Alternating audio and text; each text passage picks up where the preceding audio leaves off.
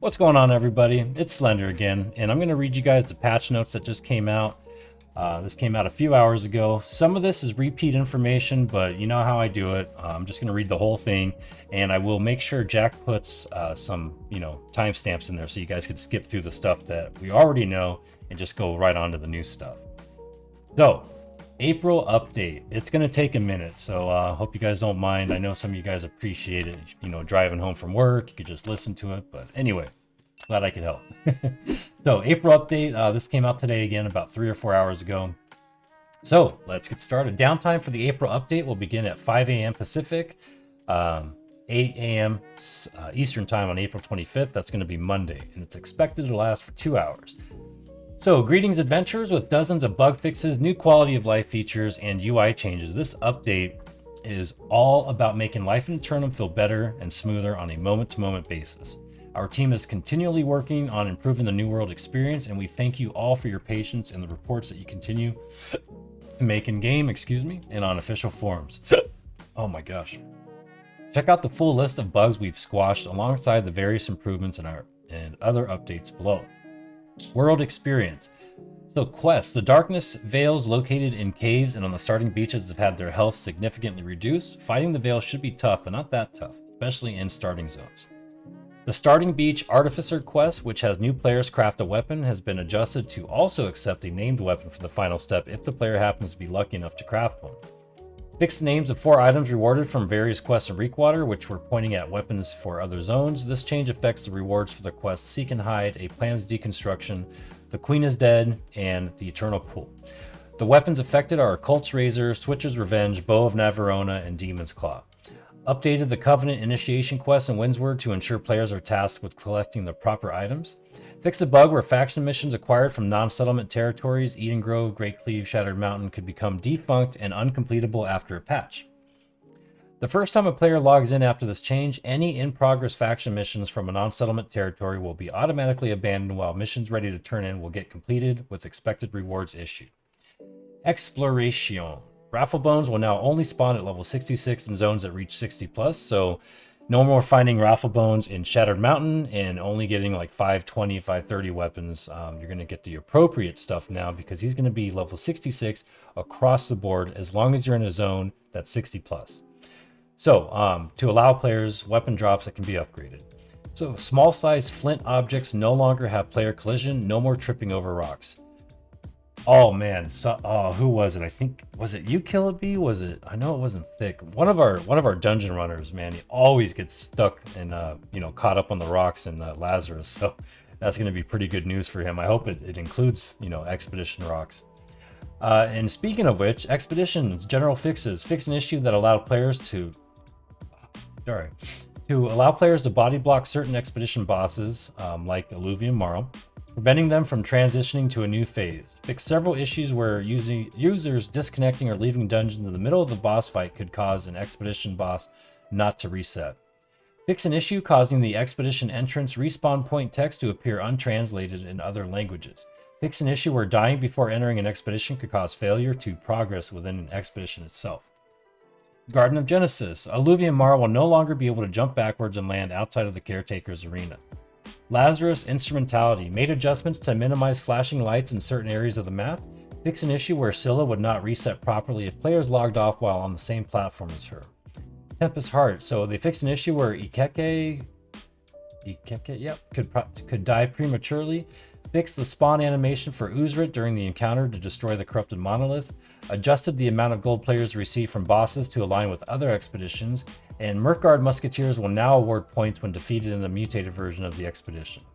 Global Mutators. Fixed a bug that caused final boss animations to not trigger after a party wipe. Notable fixes. Fix an issue that caused a loading screen to be dismissed prematurely while the world was still loading in when fast traveling to an owned homestead. So, whenever you go back to respawn at one of your homes, it always takes a while to log in. You have to wait for the world or your house to load up and all the items. All that's doing is it normally takes that long, but we just don't see it. We're still in the loading screen when that's supposed to be loading up. So that's going to be fixed. NPC Gregory Jones is no longer standing inside a barrel in an upgraded trading post within Everfall. Thank goodness for that. Gregory Jones is going to be free. Fix an issue which could cause no AI to spawn at a corrupted portal event. That is great because I'm so sick of going to the portals and not seeing anything. Fix a rare client crash that could occur while loading into the game. Combat and AI, so some general fixes. Fix an issue that caused buffered attack inputs not to be cleared by weapon swapping if they were pressed at the end of an attack. Fix an issue where status effects applied by equipping weapons could become permanently stuck when traversing across regional boundaries. Fix a slight stutter/desync when moving and casting spells. Fix an issue where players could become stuck in the knockback reaction animation. Perks. So they fixed an issue with the Great Axe weapon perk Insatiable Gravity Well that caused inconsistent activation and no VFX. Removed an unintended 1-second root applied to targets next to the caster when the perk activated. Several Blackguard's weapons rolled with a Plagued Heavy Strikes perk. This has been changed to Plague Crits on the Blackguard's Bow and Blunderbuss and Refreshing Evasion on the Blackguard's Firestaff, Void Gauntlet, and Ice Gauntlet. Weapons. So for the bow, they removed input buffering when exiting ADS to avoid hipfire from unintentionally activating. Blunderbuss. Fix an occasional character stutter/desync when using the Blunderbuss Blast Shot ability. Fix an issue that caused ammo to be consumed incorrectly if the player was using primary fire and abilities at the same time. Great Axe. Fix an occasional character stutter/desync when using the Great Axe Reap ability. Fix an issue where using Ice Spike during movement could cause a server client desync. For the life staff, so this is a neat one. They're going to add hotkeys for the targeted healing system. So now there's an assignable hotkey for targeting each member of your group 1 through 5. Group mode can now be toggled on and off with a new assignable hotkey. Find new hotkeys in Key Bindings tab of the settings menu under the life staff combat section. So if your tank is the first person in the party and your DPS is second, and your tank just takes a nasty hit, goes down to almost 0 health, and you want to, heal him really quick with Light's Embrace, you can now just press the number 1 on your keypad to target him, and then you can do the heal. So that is going to be cool.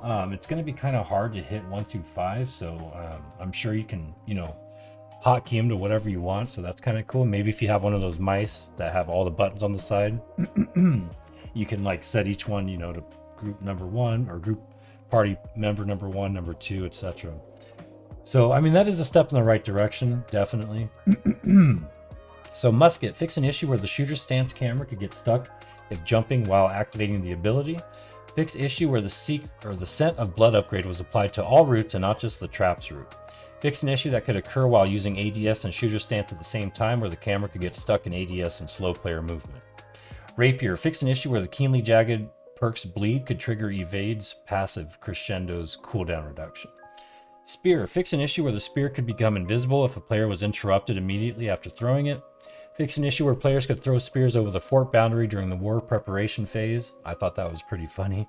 Sword and Shield. Fix a desync that could occur when the camera swung quickly at the start of the Whirling Blade ability.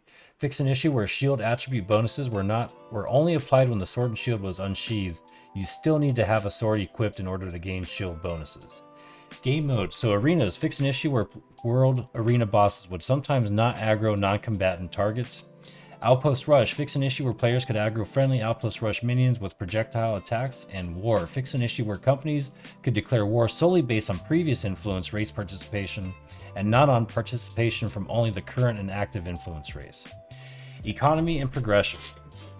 Items. They fixed a bug where the Azoth Attune bag perks effect would not stack with multiple bags with the same perk. Hidden stashes can now only be collected from gatherable items that require tools. For example, hidden stashes will no longer drop from bushes, bulrush, nuts, etc. So, crafting. Replicas of named items from the Tempest Heart Expedition can now be crafted at the appropriate crafting stations. Now that's pretty cool because most of the replicas look really awesome. So I want to see what those models look like. So we got to get in there and craft some of that stuff. Fix an issue that, and just imagine when they add the transmog system. And by the way, you guys, if you haven't seen my transmog video, go watch it because we need to get people on the forums posting, we want this now. That's going to be awesome. And we're also doing a little test to see if they listen. Just want to test something out. So, fix an issue that could cause the crafting screen to close unexpectedly while using it.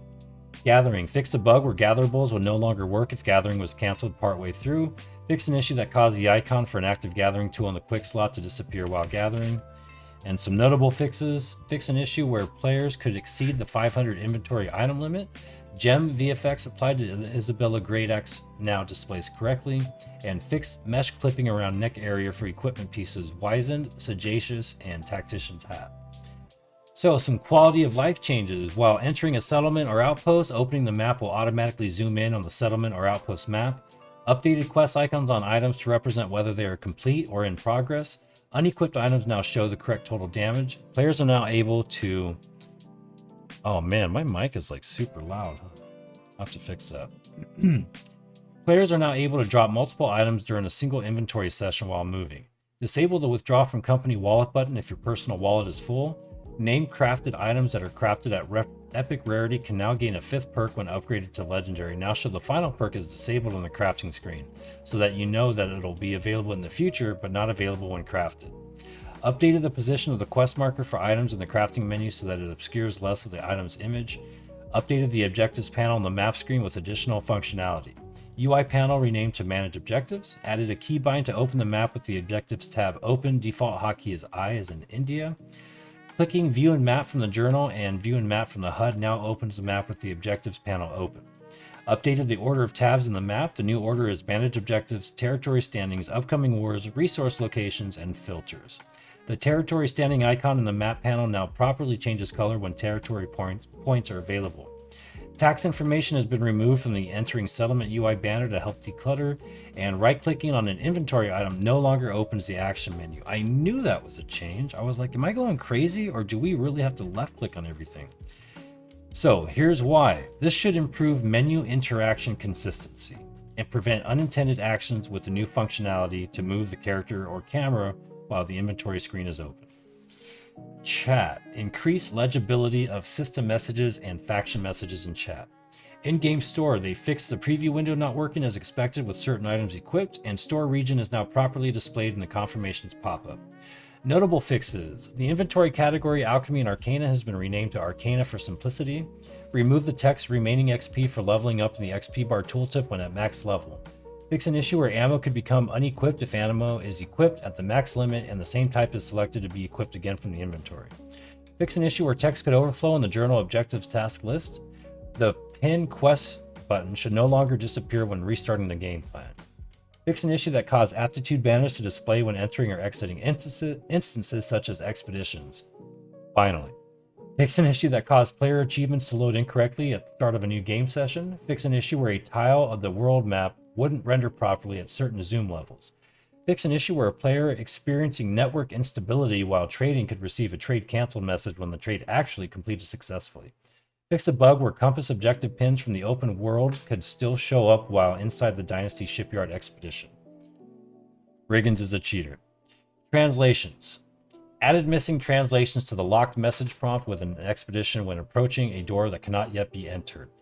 Provided missing translations for several housing-related messages.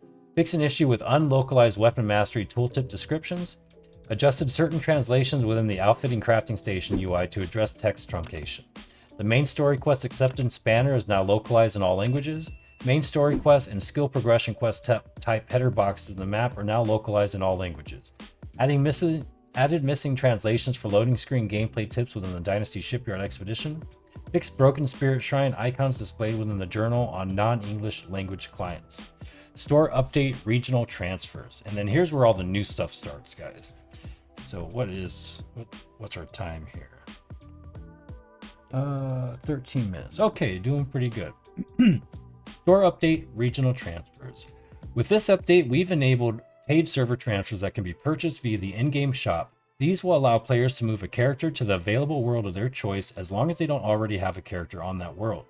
We've also added functionality to allow players to transfer cross-region with these tokens. For cross-regional character transfers, players can select a desired destination region where the character will be moved to a random world within that region. This allows players to then move from the random destination world to their desired world via the standard character transfer process using the same transfer token. Transfer tokens will not be debited from players' accounts during the cross-region transfer, but will be used when selecting the desired world. In addition to the standard transfer rules, cross-regional transfers also require that you be level 25 before transferring, and you must not own any houses before transferring. A paid server transfer will cost $14.99, with each supported region using another currency having an equivalent cost in the applicable local currency. Regional prices with local currency can be found in the in-game store. So, PTR notes. The following notes were added or changed as a direct result of internal testing efforts and players submitting feedback in the PTR. Thanks to all those who participated. World Experience, Expeditions, Tempest Heart.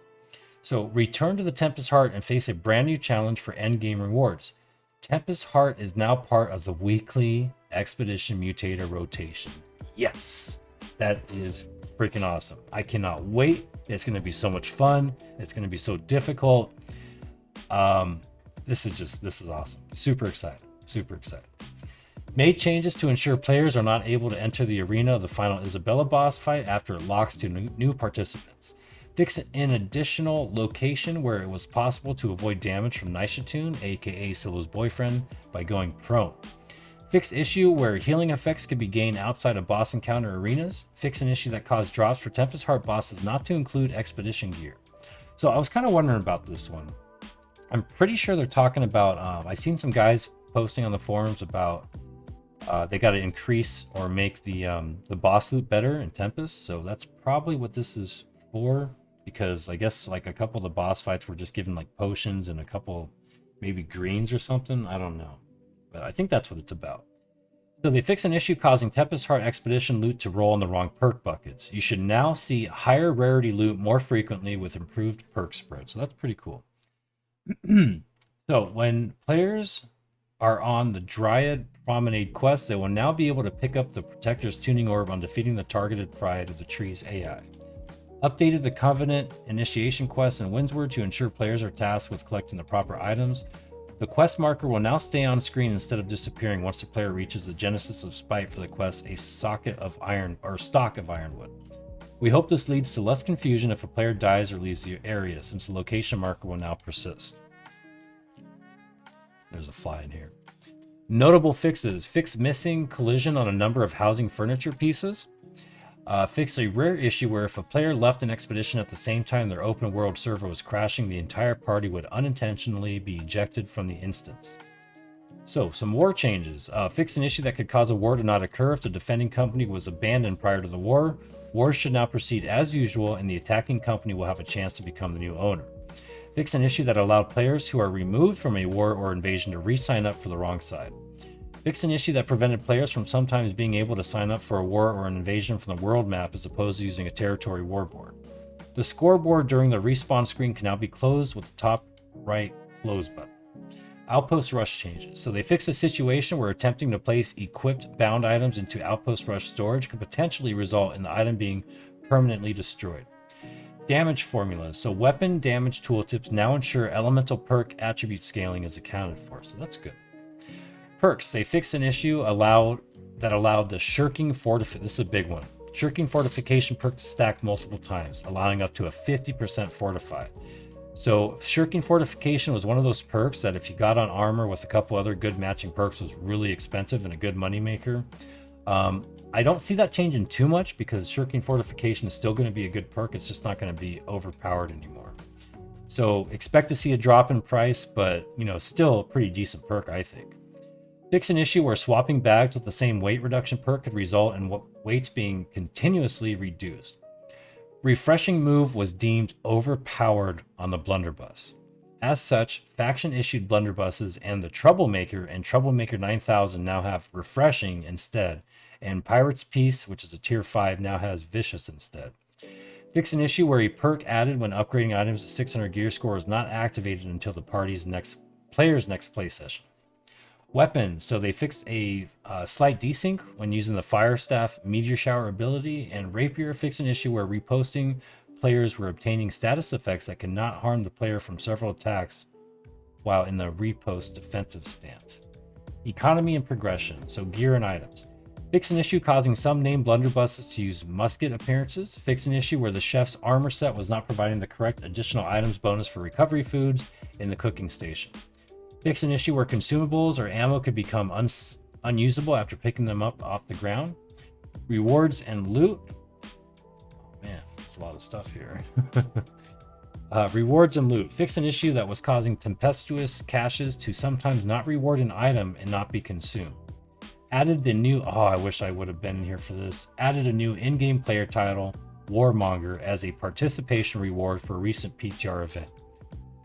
So, ladies and gentlemen, what does that mean? That means you have to start participating in the PTR because they're going to start giving you incentives for doing so, which is awesome. So I'm going to start going into every single PTR. I normally do, but I miss this one, of course, when we can get an awesome freaking title. So get in the PTR, participate, help out. You're going to get rewarded. And I think it's going to continue this way too. So the Regent's Bow, which was obtainable from a quest in Reekwater, has been transformed to the Bow of Navarona. All of its gear score, perks, attributes, and socketed gems remain unchanged. There are some early quest items that will have their rarity classifications changed due to odd interactions with other systems. Although the rarity of these items... Listen to that, that's funny. There are some early quest items that will have their rarity classifications changed due to odd interactions with other systems. It's just, I don't know why I think that's funny, it just is. Although it's like really, really vague. Although the rarity for these items is changing with this update, they will not lose any perks, attributes, or gems, only the color rarity will be downgraded. These items will return to green rarity in a future update. The impacted items are Watcher's Warding Charm, Constable's Boar Spear, Naval Medicine Chest, Silken Gloves, Traveler's Tabard, and Scorched Breastplate. Gathering. Change the minimum and maximum efficiency for a number of gathering tool tiers.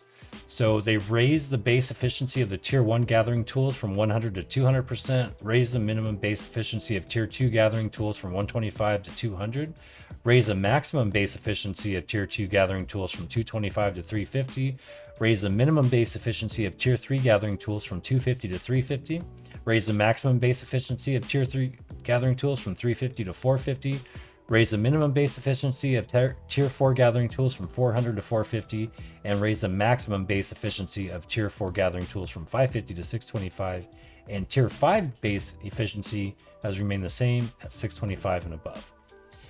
General, UX, UI, and social fixes. Crafting menus have been updated to display the cooldown timer for recipes that have an active cooldown. Disabled the ability to drag Umbral Shards, gems, and repair kits directly from storage onto equipped items. This should prevent instances where upgrading shows you the wrong amount of available shards in certain instances. Added AFK timer warnings before players get AFK kicked in all circumstances. Translations. Fix an issue with Tempest Heart replica crafting categories displaying placeholder names in non-English languages. Fix an issue with the names and tooltips of desecrated flesh and madness incarnate items appearing untranslated. Fix an issue where speaking to NPC 𝙏𝙖𝙢𝙖𝙢𝙥 Seville again for a brief summary after accepting the main story quest encroaching. There's a double quest there. Main story quest. Encroaching corruption. Did not display text in non-English languages. Notable fixes, and then we're all done, I promise. Fix an issue that could occur at the start of a new game session where player achievements did not load correctly. Fix an issue where players could move while accessing storage. Fix an issue where players could move while accessing storage. Okay. Fix an issue in the achievement menu where text overlapped in some languages. Fix an issue which dropped item bags where items were sometimes deleted after choosing take all. Fix an issue with dropped loot bags where items were sometimes deleted after attempting to move quick slot items into them. Fix an issue where schematics played dropped stone sound effects when moving between the inventory and dropped item loot bags. Fix an issue where being interrupted while interacting with the corrupted pylon could cause a player to be unable to open their inventory until they relog. Fix an issue with the map where players were offered to sign up for an invasion before they were actually allowed to. Fix an issue in the inventory where the upgrading with Umbral Shards didn't show the expertise requirement in the player's current expertise level. Fix an issue with the Covenant Corruption Breach faction mission where the text was incorrect. And thank you for your support. We'll see you in Eternum. So I know that was quite a lot, guys, but you know how I do it. I like to read everything, and some people appreciate it. I'm sure some people don't, but you know, it is what it is.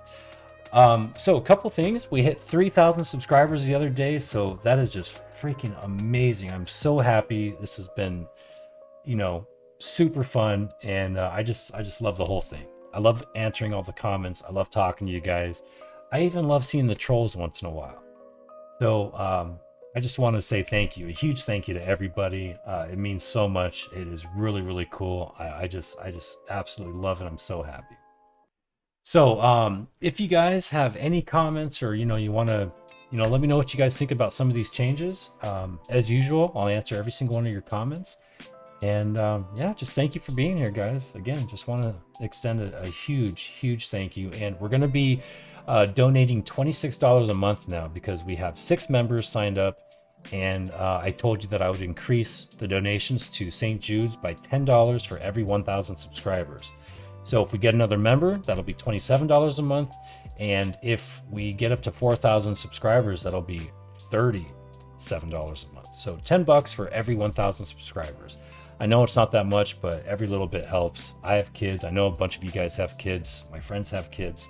So let's keep those kids safe. And the cool thing about St. Jude's is they take babies and children from all over the world. It's not just America. It's not just Canada. It's not just, North America. It's everywhere. So everybody, whether you're from India, Japan, Russia, Ukraine, Canada, anywhere, they take those babies and they make them feel better. So I think that's awesome.